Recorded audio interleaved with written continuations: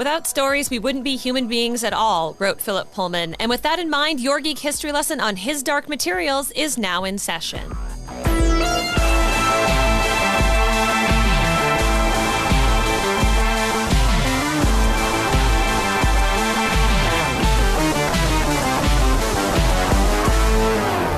Hello and welcome to Geek History Lesson. I'm Ashley Victoria Robinson. And I'm Jason. Some of my materials might be dark or they could be white. Inman, welcome to your Mind University, because this is Geek History Lesson, the podcast where we talk about one character, one construct, or one television show / book and tell you everything you need to know about it in a little bit less than an hour. And today's episode is about what, Ashley? Today's episode is about His Dark Materials, a book and a TV show. More on that later. An HBO / BBC production. Now, this is going to be a little bit different than a normal episode, correct? Yes. Okay, because we run into this a lot on this podcast where, you know, it's hard to talk about things that are very limited or finite, because the advantage that comic books gives you is that most of these characters have been around for 80 plus years. And there's lots of different stories and lots of different iterations to talk about them. And obviously with His Dark Materials,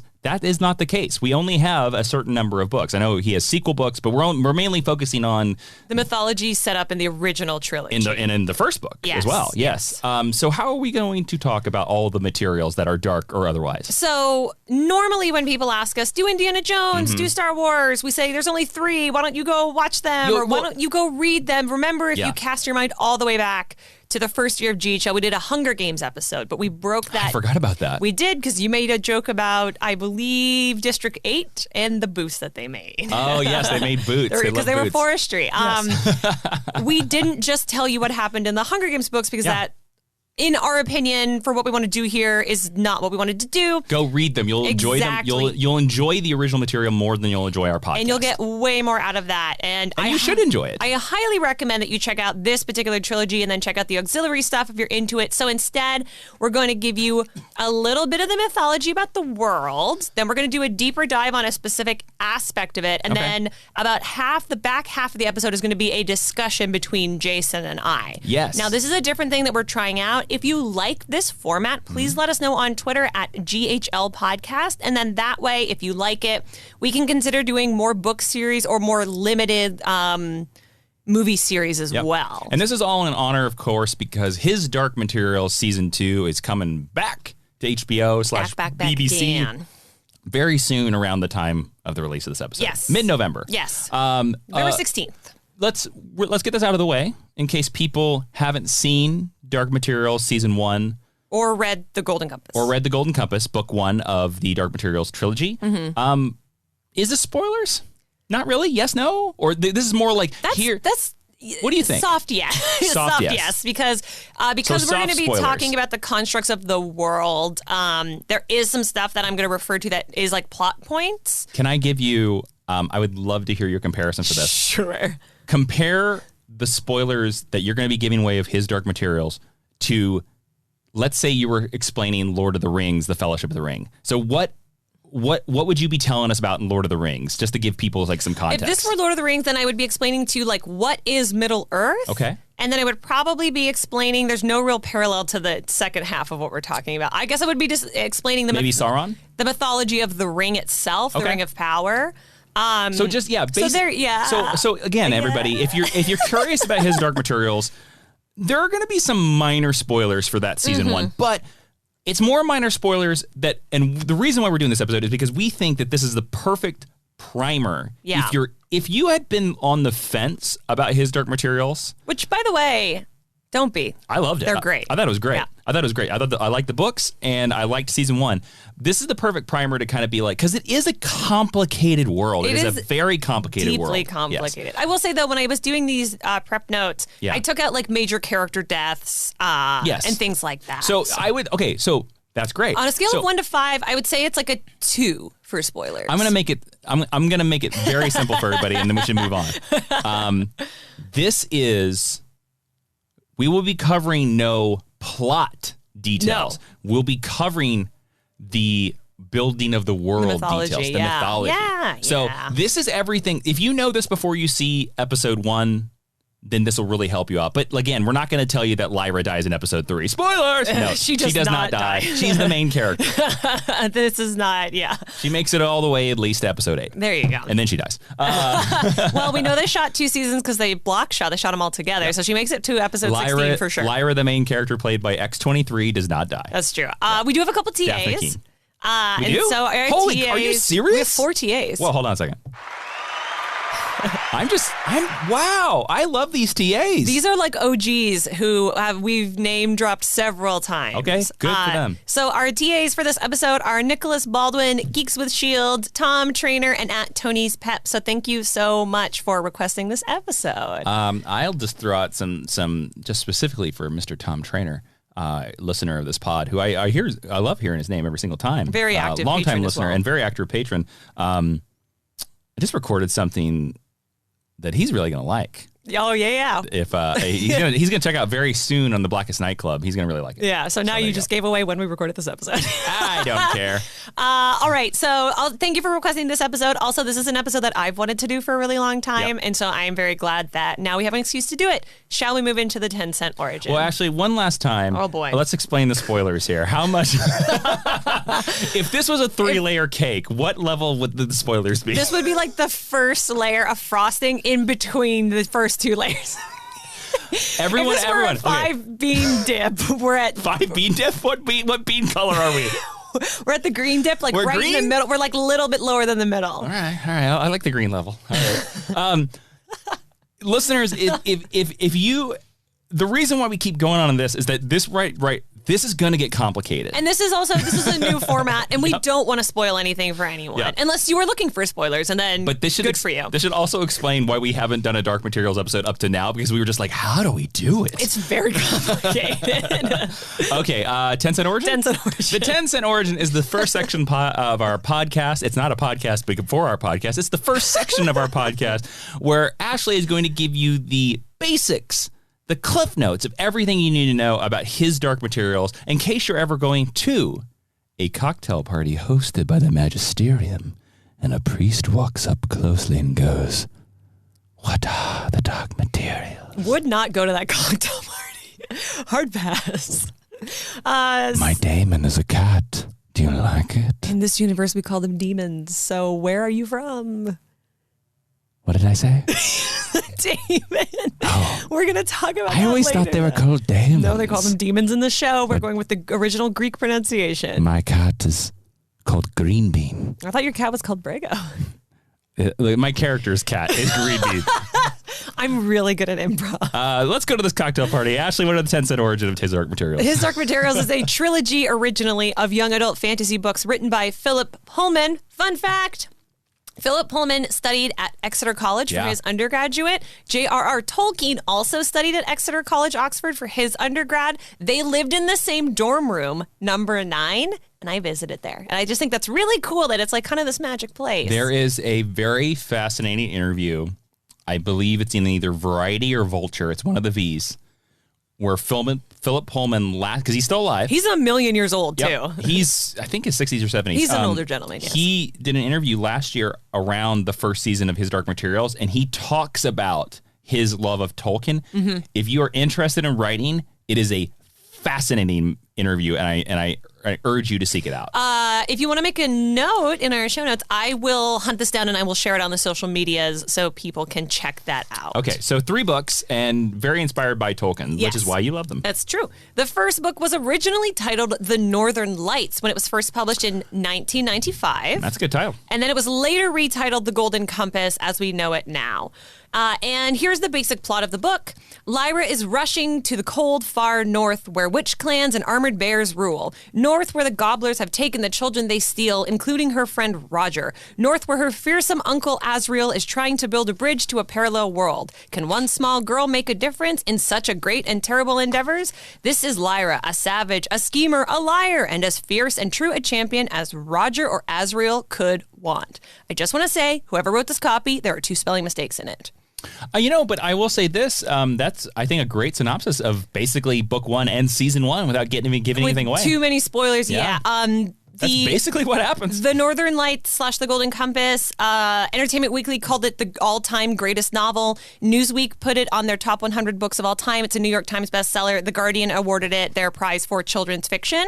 And it was adapted in 2007 to a live-action movie called The Golden Compass, starring I saw that in theaters. Nicole Kidman and Daniel Craig. I hear it's not great. It's not good. It's not good. And it is currently airing at the time of this recording on BBC / HBO Max, depending on where you are in the world. The TV show, not the Daniel Craig movie. Yes. The movie is airing on IMDb Plus. Yeah, it's everywhere. It's streaming. But the show is on BBC HBO Max as the His Dark Materials trilogy. It is starring Daphne Keane, James McAvoy, Jason's X-Men boyfriend, Lin-Manuel Miranda, and Andrew Scott, my Sherlock boyfriend.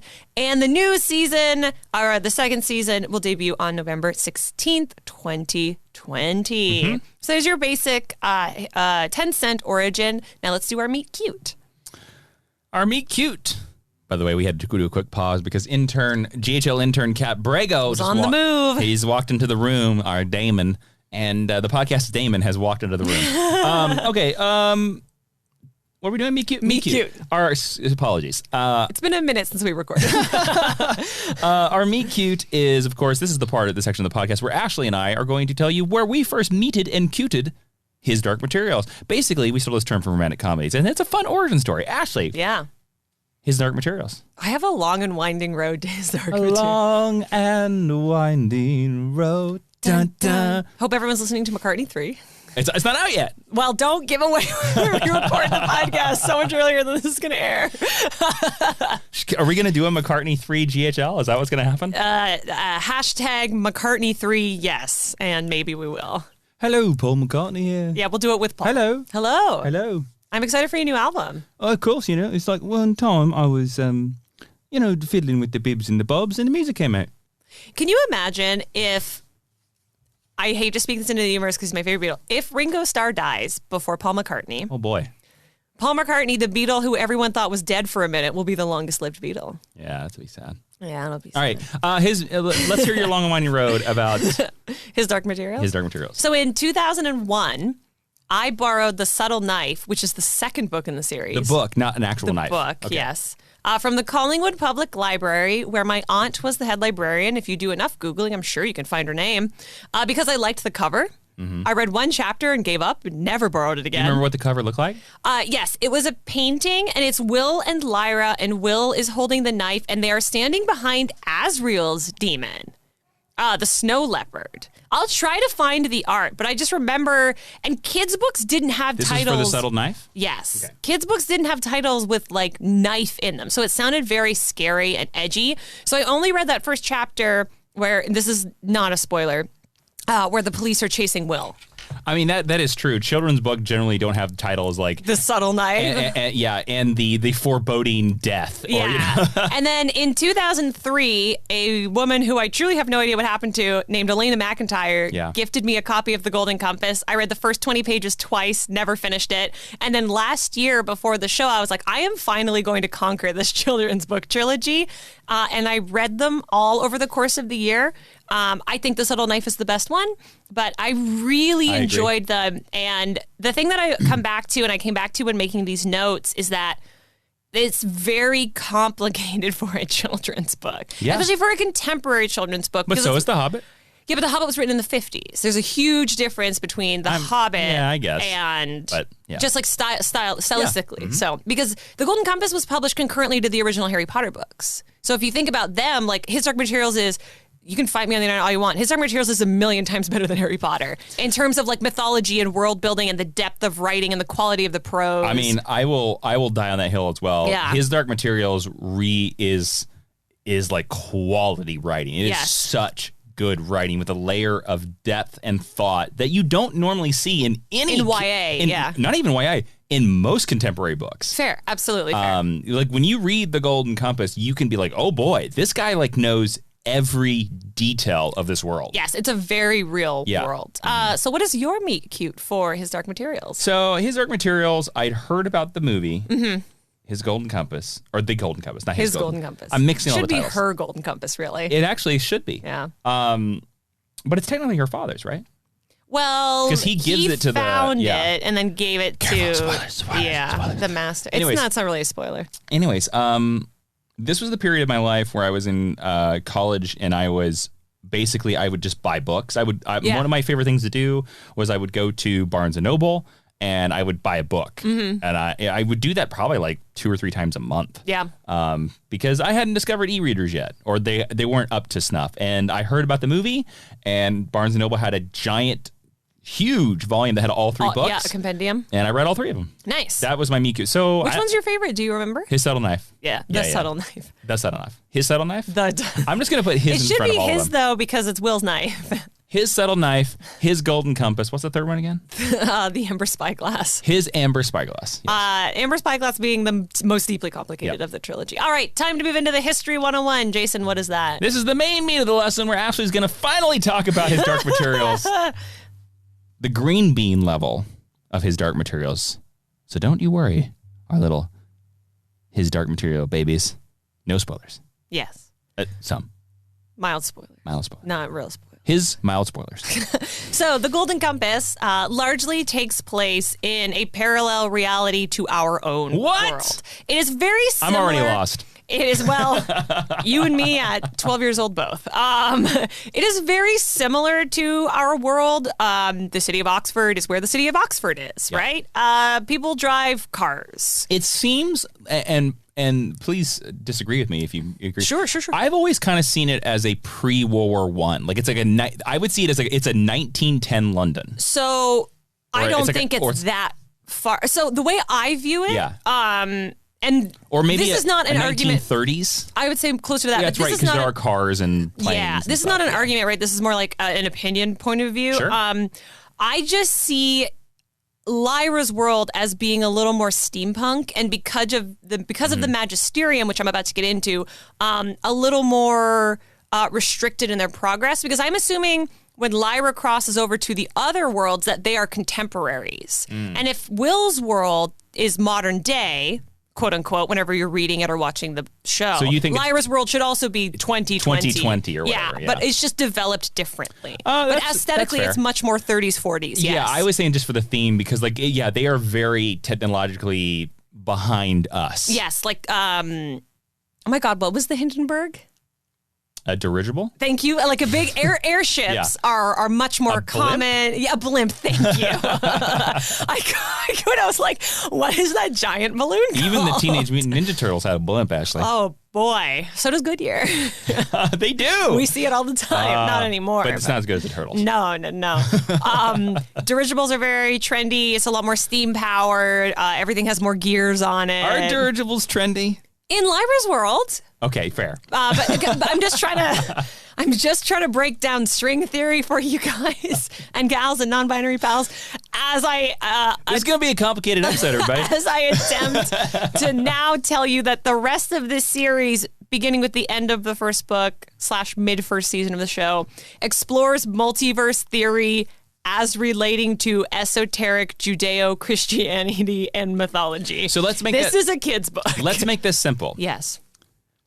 I would imagine that most of the listeners of our pod are familiar with the epic DC Comics event Crisis on Infinite Earths, which of course is about. You can also go back and listen to our Crisis Club episodes. It's over, Crisis Club episodes that are in this feed. Also, you can get the uncensored ones over at patreon.com/Jawiin if you support the podcast. That is basically deals with the multiverse. Of course, many parallel worlds. Yeah. His Dark Materials also deals with a multiverse. It does. And one of the worlds appears to be our world as well, but that is not the main world that we're dealing with. Yeah, it is. Especially in the first book, a lot of it deals with Lyra's world, which is sort of this steampunky 1940s world. Yes. And modern our Earth. So as far as we know.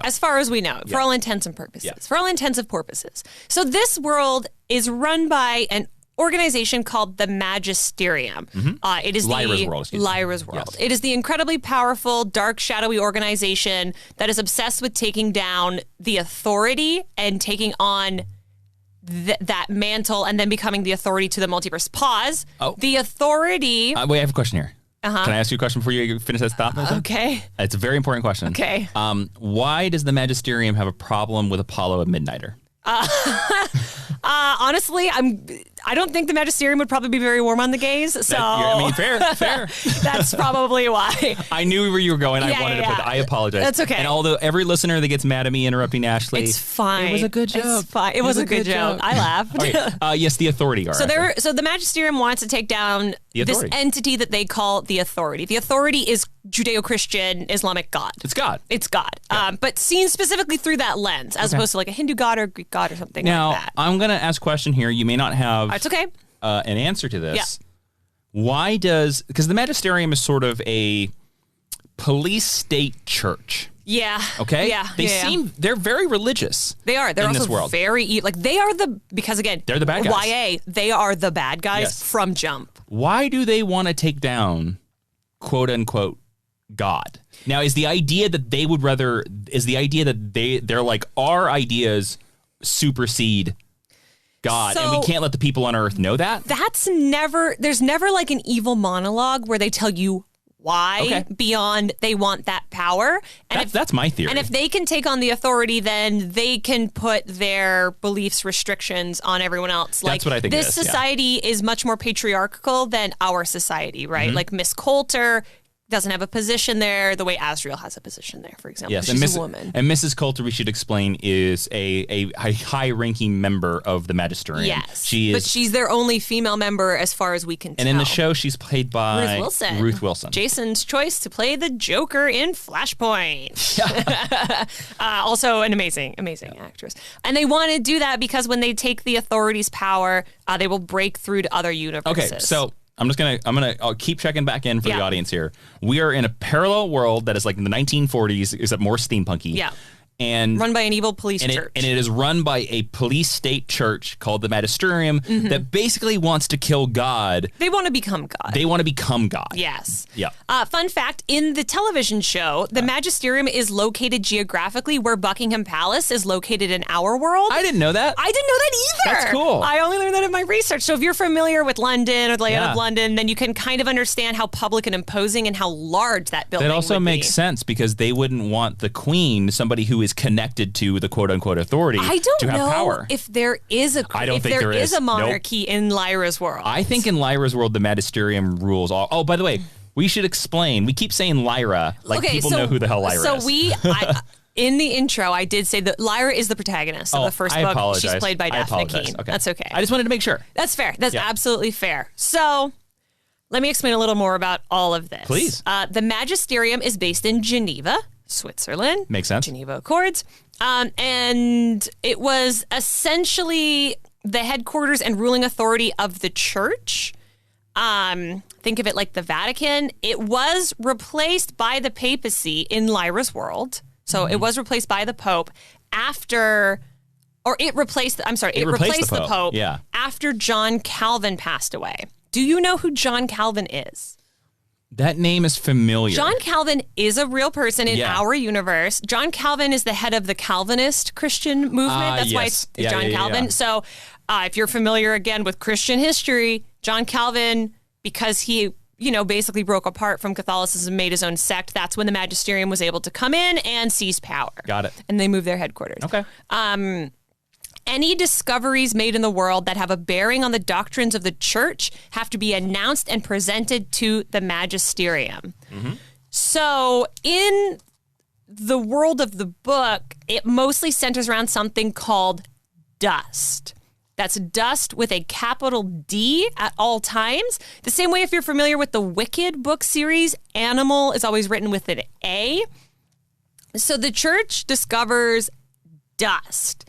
And dust is the big crux of this world and this mythology and the multiverse theory and everything that has to go on. And they are chasing dust in order to find God, the authority, because dust is considered to be the physical evidence for original sin. If you're not familiar with Christian mythology, original sin is when Adam and Eve, the first humans in Christian mythology, were thrown out of the Garden of Eden. This is going to be a very Christian mythology episode, everybody out there. I also just don't want to come from a place of assuming that everybody's familiar with Christianity. So we have lots of international listeners, so we can't assume that. I also want to point out, the basic easy thing for that is to think about dust as if you could see the midichlorians in Star Wars. That's a great analogy. You know? So like in their world, they actually know that the authority / God exists. It does exist. Because they can see the dust. And it is a real thing. When you are engaging with the material, either the book or the movie or the show, you have to sort of put yourself in like, okay, this is a Christian reality. Yeah. Whether you're Christian or not, I don't think has any bearing on whether or not you can enjoy it. Yep. But TLDR, what if a Christian-centric organization was the most powerful ruling entity in the world? Mm-hmm. And we're just going to pretend that that's fiction and not something that's happening in the real world. But that's the rules of Lyra's world. So dust is what the Magisterium and many other characters in the book who we won't name are investigating, and they need access to in order to gain the power to break between worlds. Okay. You have probably extrapolated by this point that Lyra, our protagonist, has an affinity for dust that the rest of the characters don't, which is one of the reasons why she is the central catalyst for all of this plot. That was my note about dust being written with a capital D. It is a deeply complicated concept. And Philip Pullman actually went on to write a series of books called The Books of Dust to It's the delve sequel. in. Sequel. It's the sequel trilogy, to delve into it more. I have not read them. I have not either. I've heard from actually a person that I'm working with on the secret show that one day you'll be able to talk about. The CBS television show I'm working on that I cannot talk about. The person that read them said that they were a lot of them were like examining dust and how that related to human consciousness. Yes. So they described it as, which we're going to get a little more about that later. Yeah, it's like it kind of described it as like, you thought the first three were complicated. Oh boy. I truly can't even imagine. So dust is what is called in that universe an elementary particle. Yes. Elementary particles are what in our universe we would call elements. Earth, fire, wind. No. Like iron.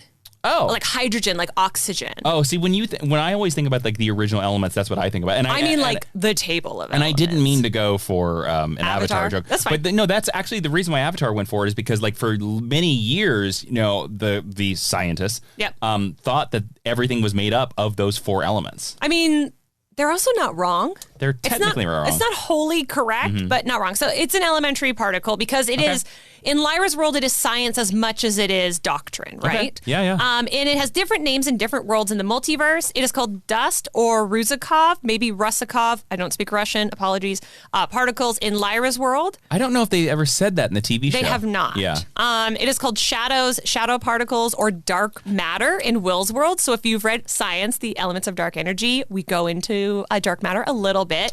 And then it's called SRAF, SRAF, in the Mulefa world. I'm not going to go into the Mulefa. That's like a deep cut third book. That's a third weird book. We're universe. not going to touch on that, yeah. But I just wanted to share. It's one of the many parallel worlds out there. Yes, I just wanted to share the different names with you. That's fine. Don't worry about the different worlds. Yeah. Basically, all you need to know is that kind of like elements or even like the sun and the moon, it's prevalent across all cultures and beliefs, and it is an original source material. Okay, got it. And it is especially attracted to adults and objects created by sentient species. Children don't have as much affinity for it. They find different ways where you can see it through certain types of photography or using certain tools, and it's always surrounding adults because adults have more original sin. And are we going to talk? Children. Are we going to talk about that in the show? They flip that. No. Okay, so we'll check it. Yeah. Ignore it here, just to let you know. In the show, they flip that and they say that children are attracted to dust, but it's fine. People are attracted to dust. That's all you really need to know. That's all you need to know. If you've got a lot of sins, look, you're glowing. You either have midichlorians. Jason and I are on fire, basically. You with either dust. have midichlorians like Yoda, or you have midichlorians like Kit Fisto. And we all know who the winner there is. Kit Fisto. Angels, because angels exist in this world. They do. Like angels that were named in the Bible, deep cut. Speaking of Star Wars. Hermetic angels. Are you an angel? Oh, God. Angels are beings that were created with condensed dust because they're like very strong and very pure. Well, again, this is a very interesting story concept here because, in many stories, in many religions, if your story is pilfered with certain religions of the world, again, there is always that element of faith. And in this universe, it's like, no, there is no faith. It is literally a thing we can see. Yes. One thing that I do appreciate, though, because the book Zeus is there. at sometimes can feel very preachy. Yes. If you're not like practicing the religion in the same way that the characters in the book are, which is totally fine. Again, it doesn't mean you can't enjoy it. There are witches in this world, which for me is always a big plus. And the witches also use dust. And because of their connection to it, they have longer life. They can fly on cloud pine. They have different powers. So it's not that it's necessarily only if you are a good Christian can you use it. It's if you are open and able to harness it, which is really interesting to me. In Will's universe, so in our universe. So Will is a boy that is in this series, and he lives in our world. Yes. Yep. There is a dark matter research unit at Oxford University, and they are sort of our world's answer to that. They are the ones that are also researching it, but they're coming at it from a scientific perspective. A lot of the first book, by the way, everybody, takes place at Oxford. Yes, which is in cool. 2 different universes. Yeah, in 2 different universes, which is cool. Which is very cool. The name of dust was chosen in Lyra's world based on an interpretation at the end of the 3rd chapter of Genesis in the Bible. Now, I will say that this book doesn't specify which translation of the Bible this is from. Okay. And it's also fair to assume that Lyra's Bible might be different than our Bible because it's a different universe. It's just like you learned from the Keanu Reeves Constantine film. Yes. That there are more chapters of the Bible in hell. But it is supposed to be taken, and I didn't check up on this. It's all on HBO Max. Go watch. Sponsored by HBO Max's Constantine. Yeah, truly. If you want to see Keanu Reeves play not John Constantine, then watch Constantine. You'll like it.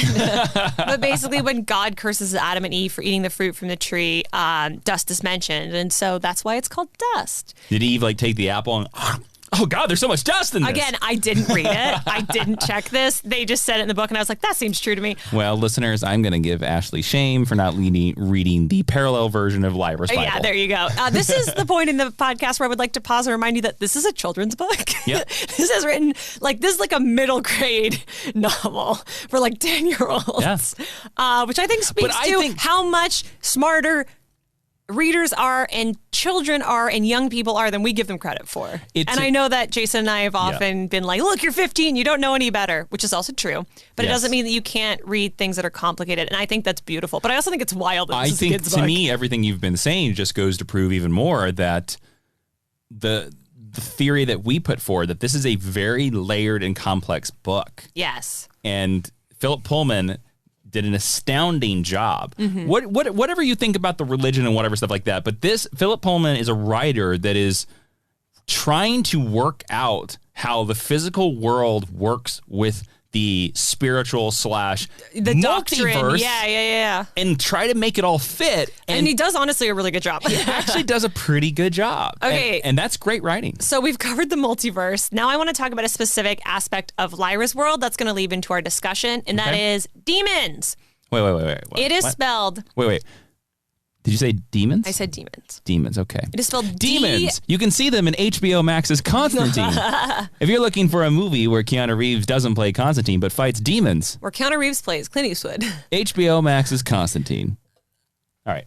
Also the ancient one. Sorry, they paid us a lot of money, Ashley. I have to do this. Honestly, HBO Max, you can sponsor us at any time. We're fans. Perry Mason's great. The Vow is very creepy. It is spelled Daemons. Yes, Damon. So, look, if you hear us say Damon, I don't need your tweets. I don't need your snide remarks. I don't need your, unless you're going to give us 5 stars, Apple Podcast reviews, because this is a thing versus how we've said it in our heads versus how they say it in the television shows. Daemons, that, like I said at the beginning, that would be taking from the original Greek pronunciation, which is fine because it's a deep cut mythology. Yeah. But just please go easy on us. People are very giving of us when we cover a lot of Japanese stuff, so I hope that they will give us the same grace with this particular word. I might be remembering this wrong. I have not seen the Golden Compass movie since I saw it in theaters. I've literally never seen it. You don't need to. And I think they say Damon. I really do. Who knows? I could be wrong about that. But Philip Pullman says it's demon, so we're going to try our best. Well, if he's to remember this. He says it's demon? Yeah. Interesting.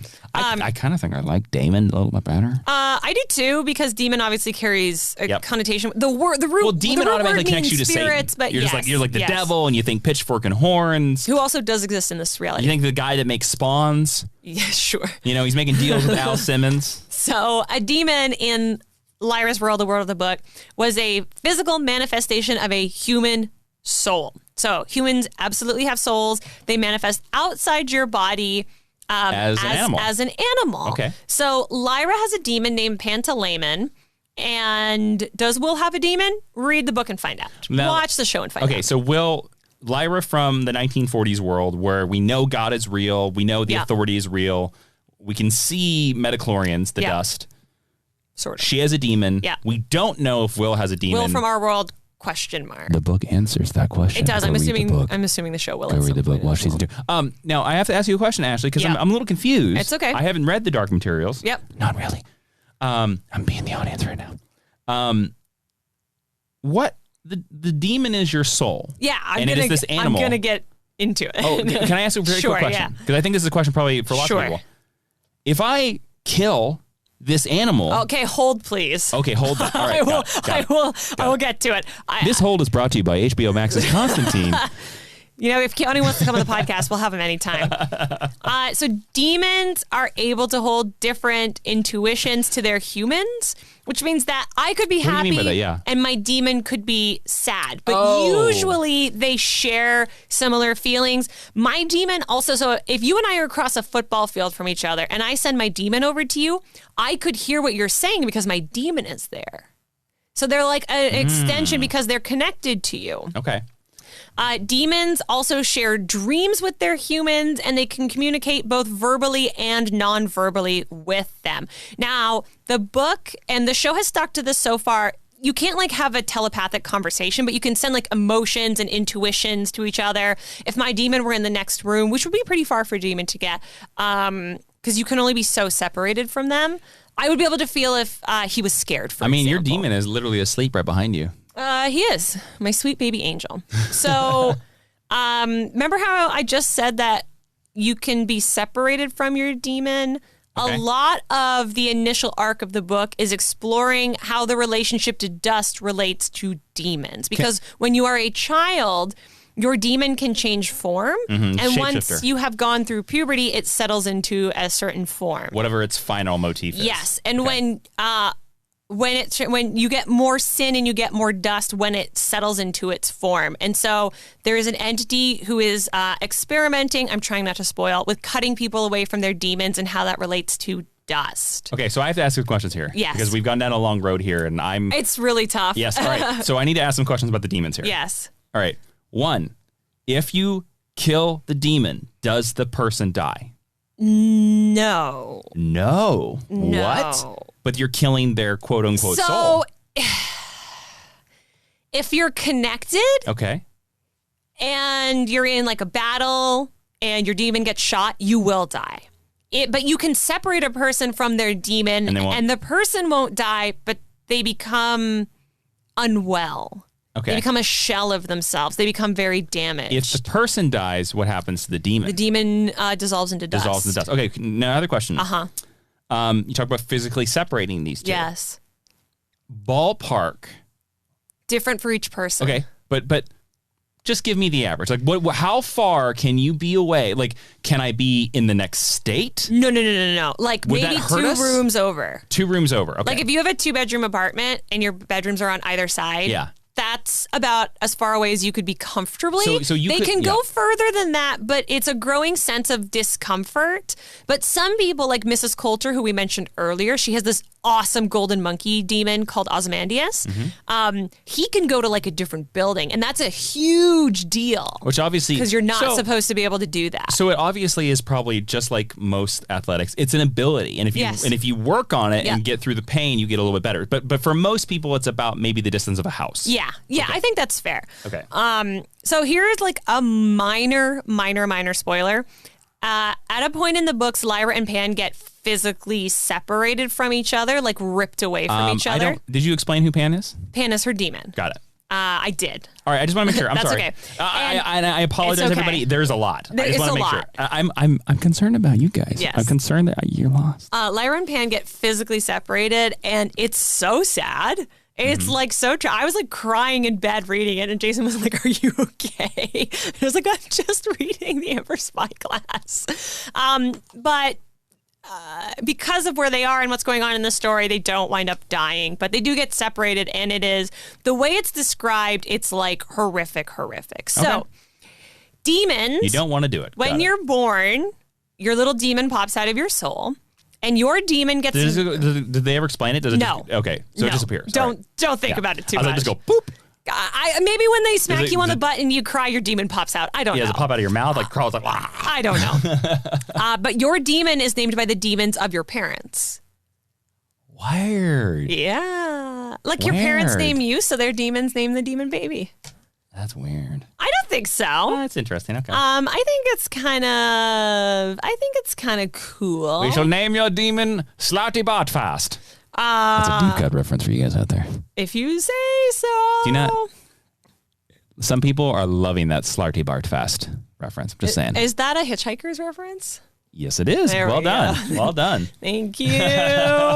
Excuse me. There's a Hitchhiker's Guide to the Galaxy reference. The demons also don't have to be real animals, but they're mostly real animals. Oh, whoa. You just broke my brain here. Like, demons can be like made up. They could be like unicorns. Octopus unicorns? Yeah. Well, there's mythology that says they were, but all the demons that we meet are real world demons. Well, that's mainly a writing purpose because it's very hard for Philip Pullman to explain made-up animals or on a television show. Exactly. And demons don't always settle into a permanent form that their humans want. So just because you have a favorite animal doesn't mean that your demon will take that form. There's an example in the book of a sailor named Jerry. I'm assuming Philip Pullman was a drinker, and that's why the joke exists, who could not leave his ship because his demon settled as a dolphin. And so...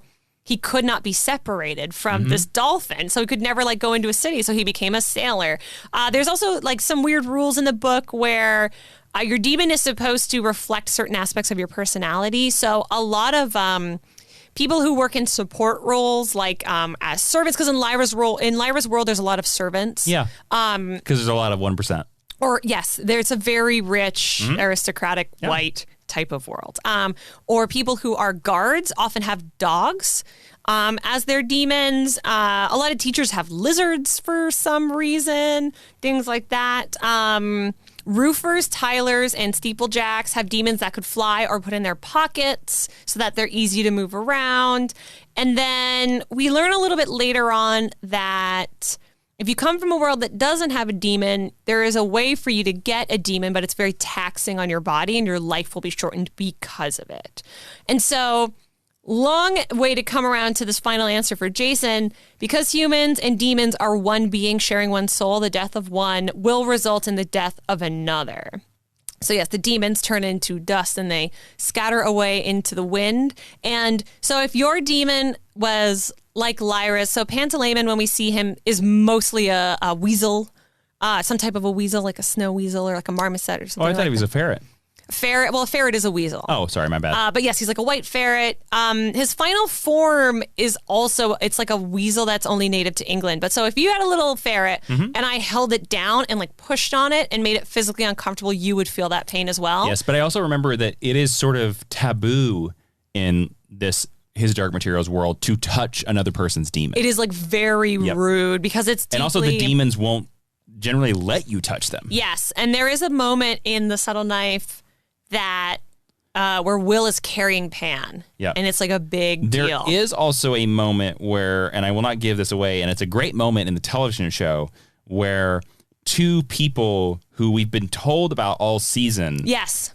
And their daemons pet each other and rub up again. And it immediately tells you as the viewer, you're like, oh, these two people have a relationship. They have a relationship and they love each other. Yes. And a lot of times the show does it less because it's not an internal monologue as much. But a lot of times the POV characters will notice the behavior of a demon. So if the demon has shifty eyes, but the human being looks composed. It gives away your true intent. Yeah. Yes. So you have to be very careful. So some characters are very cruel to their demons so that they won't betray them.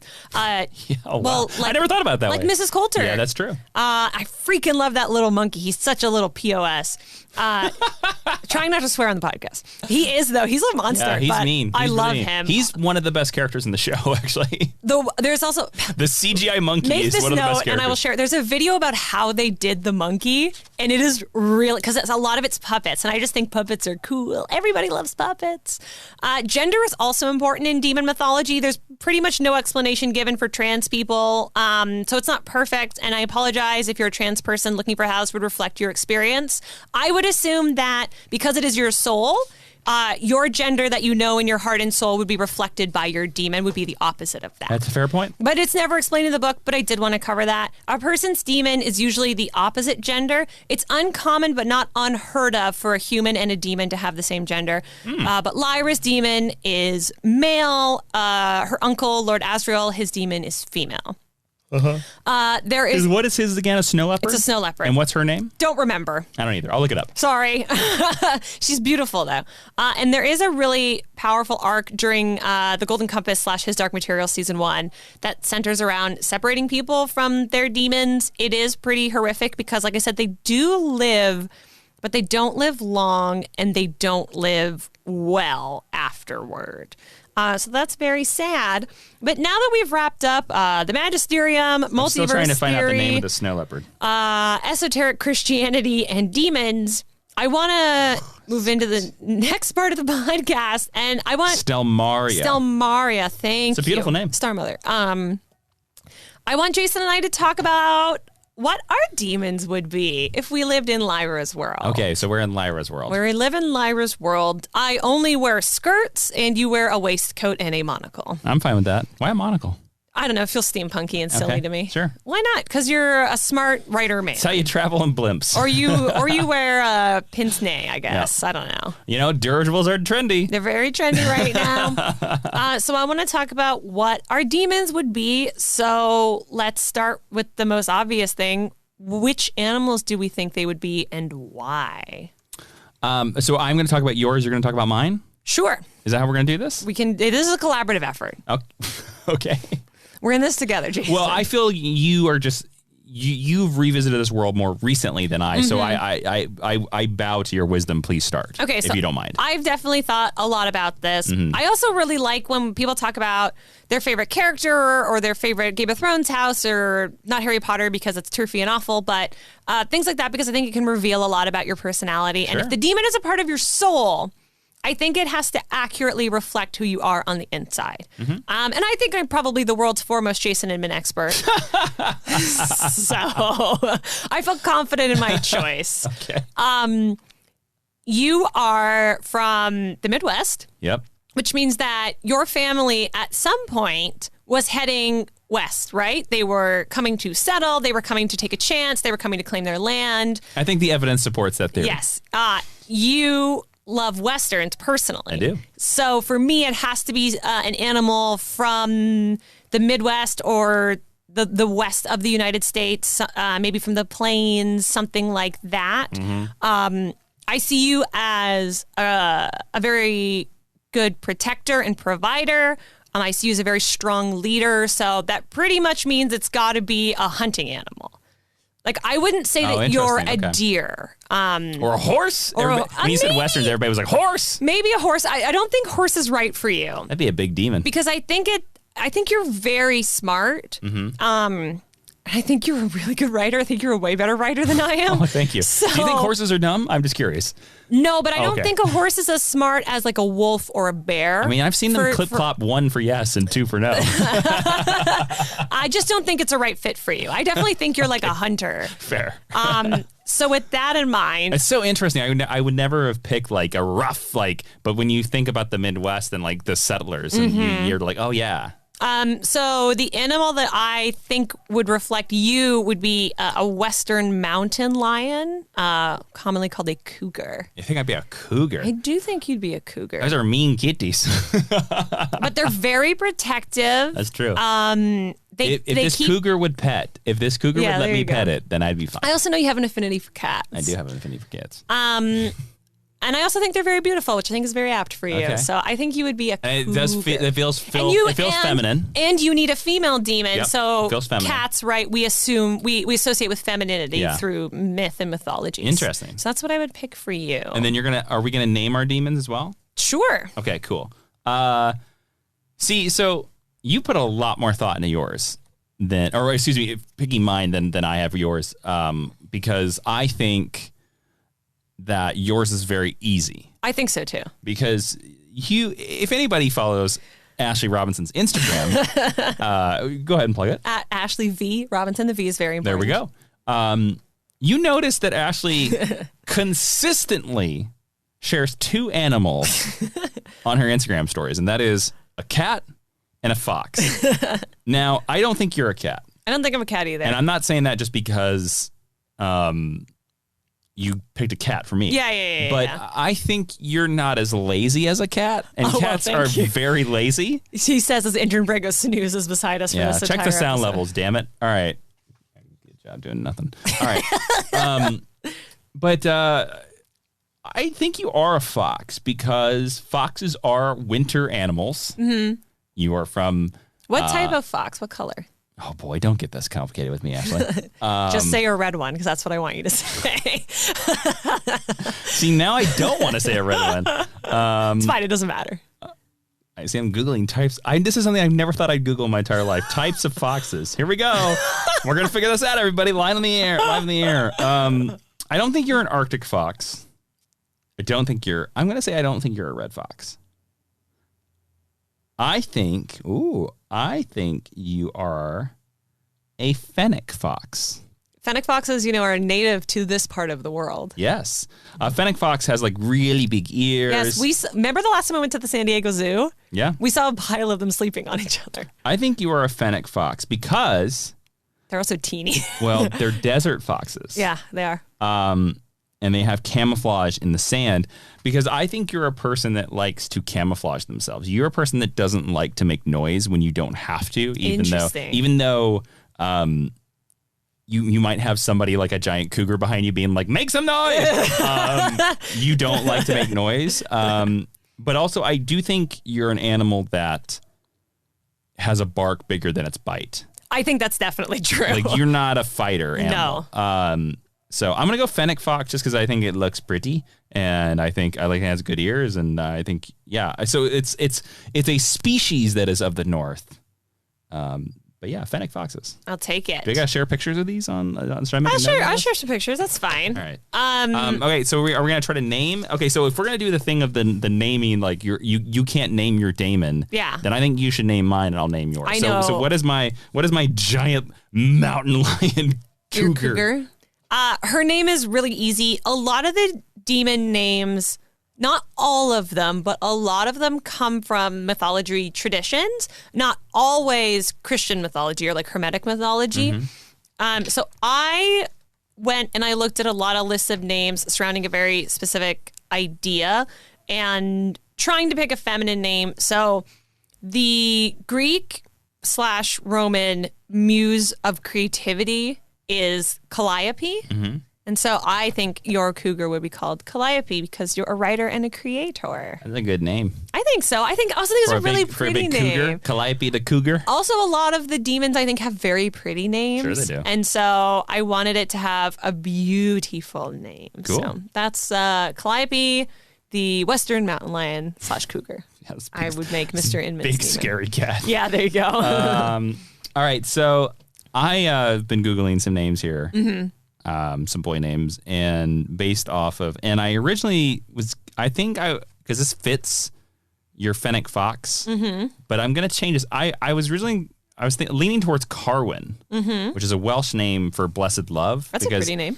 You are, because you like animals and you like stuff like that, like you are a very compassionate creature, but I found out about a Roman name here that I did not know, that I've known about, that I did not know is a male name that also means love, and that is Amadeus. And I think that is... Ooh, I love that. I think your daemon is named Amadeus. I will take that. Yeah. I didn't know that either because I think most of us associate that with Mozart. It's a Roman name that means love of God. Love of God. Well, appropriate for this universe. So there you go. Certainly. Yeah. There you go. That so was Calliope. So if anybody wants to do any fan art of Calliope the cougar and Amadeus friends, the fox, I'll tell you this. I would love to have fan art of this. I know we always ask for it, but I would like really love if you send me fan art of Calliope and Amadeus. I will send you a digital copy of the Golden Compass. Give them the email address. geekhistorylesson@gmail.com, or Twitter is fine too. Yeah, and we'll share it online, podcast. give them credit, whatever. Yeah, totally. I would just love that. I think that would be so cool. That's cool. So is that it? That's it. And I do want to say too that we got plenty of other sections of the podcast, but yeah. Yeah. I would love if people shared what they think their demons would be with us. Please do. I'm excited. Yeah. Give us the names, give us the character, like anything, or the reasons for it. I really love reading people's responses to our list episodes and our discussion. I think that's really cool. And participate. I want to look. We're going to start a Mind University zoo. And they're all going to live there together. I'm not scooping out those cages. That's what Intern Brego is for. Intern Brego is the head professor. Have you seen that cat work? I don't think it's going to happen. Look, as the person who cleans his litter box, I know he's lazy. Is there anything else that you want to add to our demon discussion? No, I think we can. I think it was great. Let's move on. Let's roll right into the recommended reading. Jason, what's that? The recommended reading is where if you go over to geekhistorylesson.com/recommended reading, you will find every single book that we've ever recommended for every lesson. Heck yeah. Click on the widget, takes you to Amazon. You can purchase that book or that movie. And if you do that through our link on our site, a little bit comes back our way. Ashley. Heck yeah. What's going on that list today? It's pretty straightforward today, but all of these things are vetted by us. And I know that if people were interested in any one thing that we said today, these are the best places that you can go. Sure. The Golden Compass, the first book in the trilogy, or Draw Me Some Art, I'll send you a digital copy. The His Dark Materials trilogy, that's going to be the book trilogy because that is what we covered today. That was the one I read. Yep. And then lastly, His Dark Materials Season 1 streaming now. You can also purchase it now. On HBO Max. I think... If you're not busy watching Constantine, go check out His Dark Materials. It took me a little longer to come around on the show than it took Jason, but I do think the show is really good, and I think because they whacked it... I loved it from the pilot. They whacked it on a Sunday. I think it didn't get its due. I agree. think that show's really special. I agree.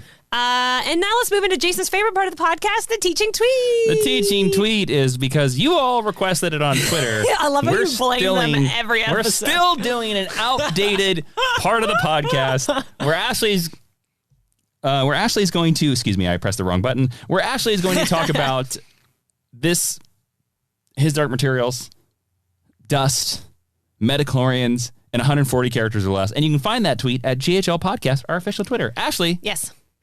Let's hear the teaching tweet on His Dark Materials. His Dark Materials. Demons, witches, and dust. Oh my. P.S. Talk to the bears. Talk to the bears. Yeah. Spoilers. Big armored bears. That's a spoiler. It's not a spoiler. He's on the poster. That's a spoiler, Ashley. It's not a spoiler. You know, if somebody... There's also several many bears. See, if somebody was getting ready to watch this show and they were like, look, the only thing that is going to make me not watch this show is that if there are talking bears... You just gave it away. I'd be like, homie, you are wrong. Also, the CG on those bears is excellent. Actually, very excellent. They do a really good job with the CGI bears. And again, once you watch the show, go watch all the VFX videos because the VFX company did an outstanding job. Also, I did throw shade at Harry Potter earlier, but if you like those movies, the gentleman who played Dudley has a small role in His Dark Materials television show. He is excellent. He's turned into a really cool actor. We've not promoted. Lin-Manuel Miranda is in His Dark Materials. I said that at the beginning. Well, I'm saying it again. Yeah, he is. Playing an American. Playing the only American. Mm-hmm. Playing the only American. Yep. All right, let's move on. Let's move on to the honor roll. Yes, the honor roll is if you go to Apple Podcasts and leave us a 5-star review, you literally can write anything. And because you bump us up in the iTunes algorithm, we thank you. And we'll read your review on the air. Ashley, who is joining the honor roll this week? We have 2 honor rollees this week. The first is Night Striker 56, who says, never heard anything better. Jason and Ashley have done a fantastic job keeping me up to date or just being able to hear and learn about so much I don't know. I started with one just looking through different podcasts and found your Hunger Games podcast. Hey, we talked about that this episode. Hey, weird. And loved it. That was not on purpose. That's just nice energy. It was fantastic, and I listen all the time. I feel like this is one of the best podcasts in the field, and they make everything so fun and awesome. Well, this is for you. Thank you. Thank you, Night Striker 56. They are also joined by JDay13, who says, entertaining podcast. I truly appreciate your hard stance on supporting the movement. I have been a listener for a while now, and I have bought your products, supported your projects, and listened weekly. Oh, thank you. After listening to you this week, I know I made the right choice with partnering with you. Keep up the great work. This is for you. Just so people have a little bit of context, this review came out right after our Black Heroes Matter episode, which was one that Jason and I think we said this on the episode, but we struggled with how we could make sure that we were talking about what was going on within the context of our show. And not ignore it. Yes, and not pretend like it wasn't happening. So I truly appreciate every 5-star review. And I'm also very happy that we were able to introduce our good friend Brandon Marino to the who world. we met through the show. Yeah, who we met because of Geek History Lesson. So JDay13, I just want you to know specifically that your review went right straight to my heart. Thank you. Because if we all try a little bit. You get the full applause. And we all do our best, it'll be a better world. Yes. And we'll all have demons someday. I want a demon so bad. Okay. You better get on the the quantum physics right now. Oh, boy. I'm not that smart. All right, everybody. If you want to join all those excellent people, go over to Apple Podcasts, leave us a 5-star review. While you're over there, subscribe to the podcast because downloads and subscribers do matter. Also, we're on Spotify. We're on SoundCloud. We're on Stitcher. Do us a favor this holiday season. Tell one of your friends when they're traveling home or going wherever they are for the holidays. Tell one of your friends, be like, hey, go check out this podcast, Geek History Lesson. His Dark Materials episode is the best one to start on. Or do that. Give us that a gift this holiday season. Sure. I don't know if this is the best one to start on. It's a little wild. Don't forget, you can follow the podcast on social media. Where can they do that, Ashley? You can do that at geekhistorylesson.com, facebook.com/geekhistorylesson, or on Twitter at GHL Podcast. You can follow me on Twitter and Instagram at Jawiin, Jawiin. You can follow Ashley on Instagram and Twitter at Ashley V. Robinson. And now we're for the final part of the podcast, hashtag stick around, where we make sure you stuck through all the plugs. Brought to you by HBO Max's Constantine. Truly, it's not that bad. For a movie that came out in 2005, not that bad. Hashtag GHL Constantine, yes. Maybe we'll do it next year. We'll see. We could. Maybe we could try to get Keanu to come back. All right, Ashley. To come back. To come on the pod and talk about it. Ashley, what are we talking about? So I wanted to ask you this, but I know you haven't read these books in like 15 years. The movie came out in 2008? 2007.